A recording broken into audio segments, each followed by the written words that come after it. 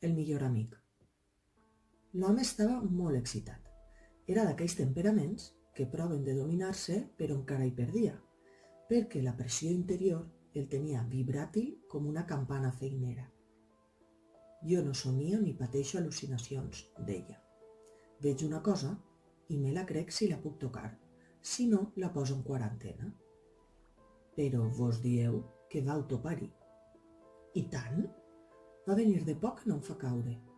Jo caminava mig ajupit, furgant amb el bastó els llocs on podia haver-hi bolets. Hi ha qui diu que els boletaires són cerebrals, imaginatius. Jo dic que hi ha de tot. En el meu cas, puc assegurar que mai no he estirat més el seny que la màniga. De cop vaig topar amb algú, i sort del bastó, perquè d'altra manera hauria fet el paper de les 4 grapes. Alço els ulls i em trobo amb aquell tipus dret, rígid, immòbil com un armari de paret. Anava vestit d'aviador de grans altituds, amb aquella mena de granota lluent, de color de plata. Un que ha anat de corcoll, vaig pensar de primera intenció. I què és el que us va sorprendre? Gairebé res. No tenia cara. A dins el casc, vista a través de la finestra translúcida, només una buidor total, il·luminada amb una llum fosforescent. La llum bategava, i a cada batec tota la figura creixia, per l'estil de les caderneres quan es tarrufen les plomes.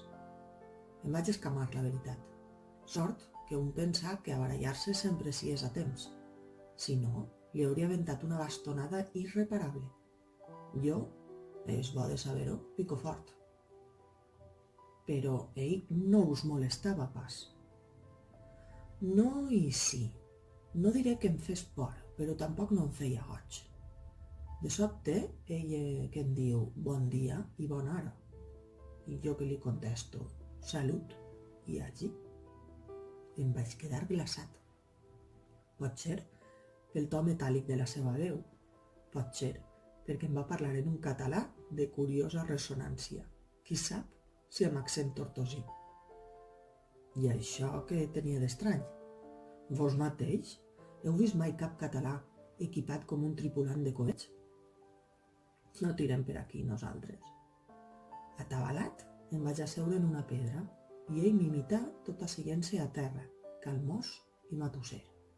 Cedint a una inspiració momentània, vaig preguntar-li: per casualitat no sou pas extraterrestre, vos? I ell em va respondre que sí, tan tranquil. Encara volgué saber si jo tenia res a objectar-hi. Home, no, vaig replicar-li. Soc demòcrata i de mena sociable. I la cara? Ja li havia sortit? Ni de bon tros. Continuava amb les pampallugues de la seva fosforescència. A tall de tempteig vaig oferir-li un cigarret i em digué que no fumava. Com volíeu que fumés? Amb el casc posat i sense boca, segons dieu. Precisament per veure com s'ho feia. La veu li sortia d'una reixeta col·locada a la part frontal del casc, i jo, a falta d'ulls davant meu per lligar conversa, clavava la mirada allí. No vau preguntar-li on havia après el català? Sí. I em digué que no en sabia un borrall. Va explicar-me que duia un artifici que traduïa els seus pensaments i els ampliava d'una manera sonora, fos quin fos l'idioma del seu interlocutor. A la inversa, l'aparell recollia les paraules de l'altre i les servia, al seu enteniment, clares i netes. Tot automàtic? Vaig preguntar-li. Tot, va respondre'm. Vaig allargar-li la mà amb ganes de felicitar-lo. Encara no em sé avenir de la meva audàcia, però ell no correspongué. Fou una situació delicada, que per un moment va enfredorir l'entrevista. Soc tan sensible a aquests detalls? Els deuen educar d'una altra manera. És la reflexió que vaig fer-me, i per trencar la tibantor vaig elogiar-li l'aparell lingüístic. És sumament pràctic, us cansareu de vendre'n. Aquí en teniu un bon mercat. Ell no va mostrar cap interès i m'assegurà que les seves visites obeïen a uns altres objectius. Bon punt a tocar. No vau preguntar-li què hi busquen a la Terra? Ho tenia a la punta de la llengua, però va semblar-me que calia esperar una mica, per tal de guardar les formes. Érem a frec de migdia i queia una hora serena, amb tot el paisatge perfilat i amorosit pel sol.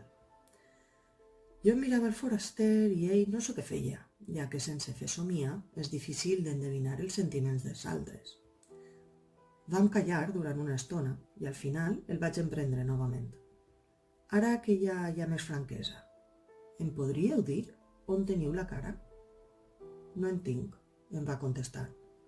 No tinc cap de les coses que a vosaltres us serveixen per a compondre la figura. I doncs, amb què omplia l'uniforme? Clavat. Vaig fer-li aquesta mateixa observació. Em va respondre que tot era artifici, una manera aproximada d'adquirir aparença humana, per tal de no desvetllar massa curiositat. Anava ben lluny d'osques. Fa basarda, això. Sí. Sobtadament em va venir una aprensió. No m'encomaneu pas radiacions. Soc pare de família i molt considerat a la casa on treballo. Ell va riure malament perquè es veu que aquest extrem no l'han resolt. Em digué que no patís, que no em passaria res. Aleshores, amb més confiança, vaig fer-li la pregunta bàsica. I com és que no us decidiu a baixar del tot?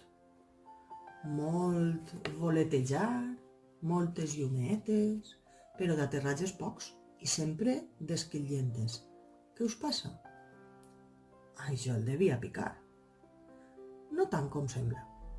Jo bé que he baixat, exclamà, i en dir jo faig servir un terme relatiu. No sabeu quants som a dins d'aquesta funda i sobretot no sabeu quants som a fora. Això m'hauria esverat. I a mi també. Vaig tenir la sensació que em voltaven i ell m'ho va conèixer. Quiet, quiet, cridà, i afegí. Són maneres de dir. Comparances desesperades és com el concepte baixar, que depèn d'on estigues enfilat o del lloc d'on vingues. Per exemple, a vos no us passarà pel cap baixar d'una atracció en marxa, com ara la vagoneta d'una muntanya russa.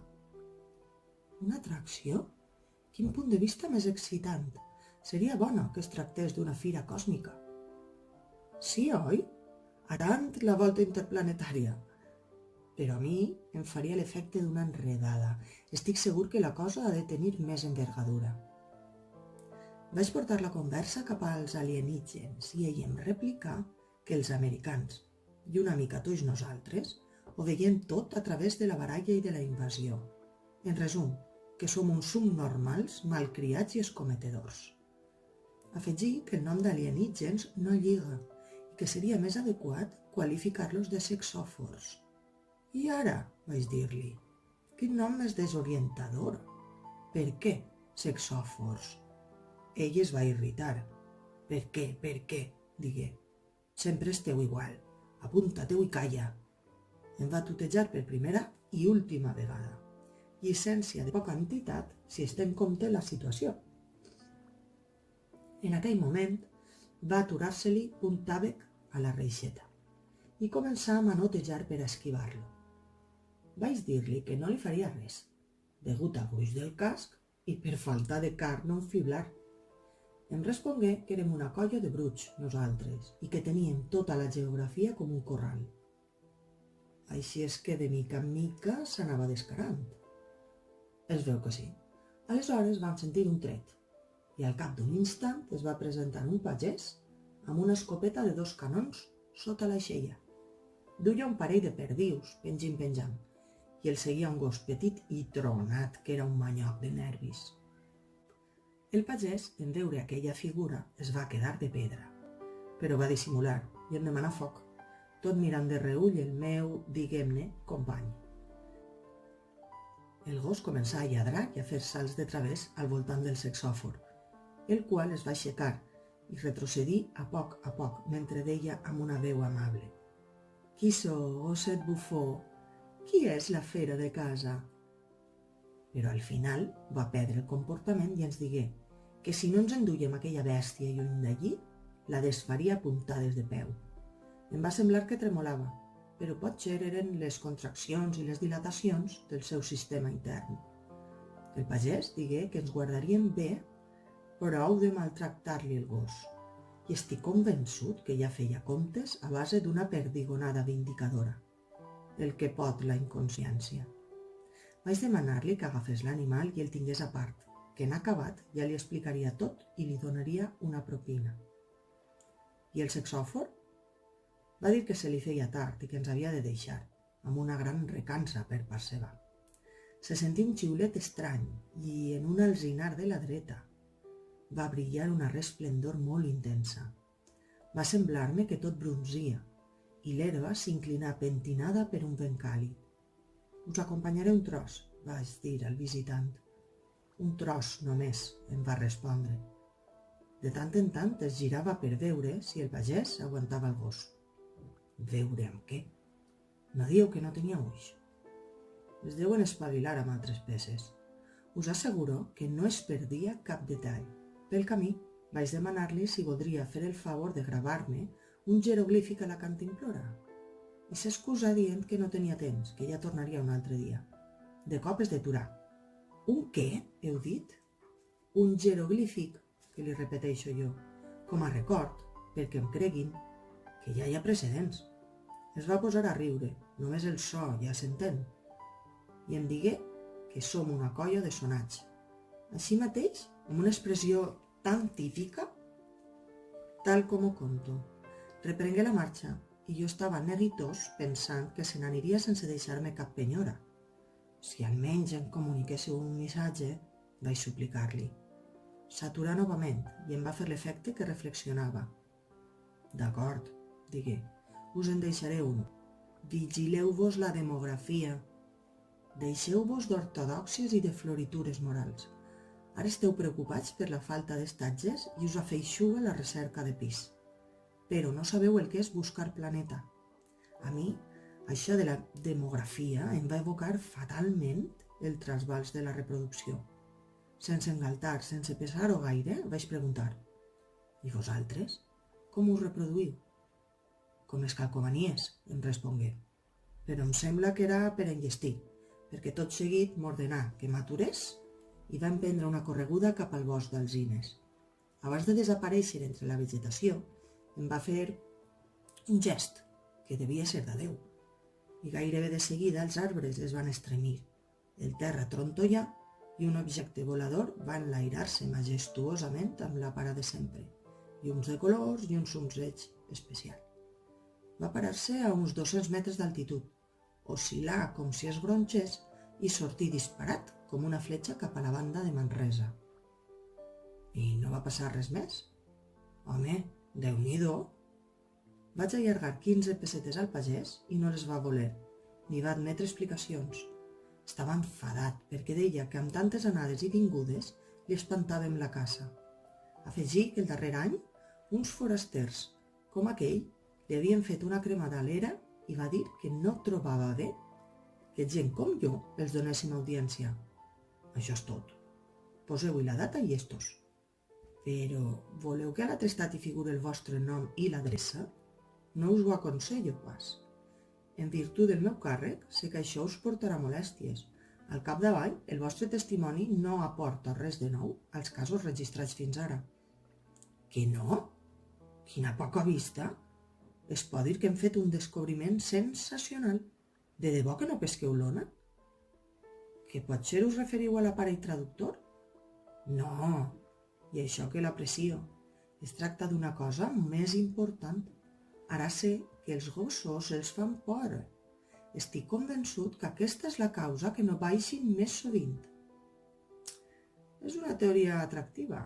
Ara que ho dieu, hi caic. I no els critico pas. A mi tampoc no em fan pesa. Bé, vos mateix. Firmeu aquí. Poseu la pòlissa corresponent i ja veurem què passa.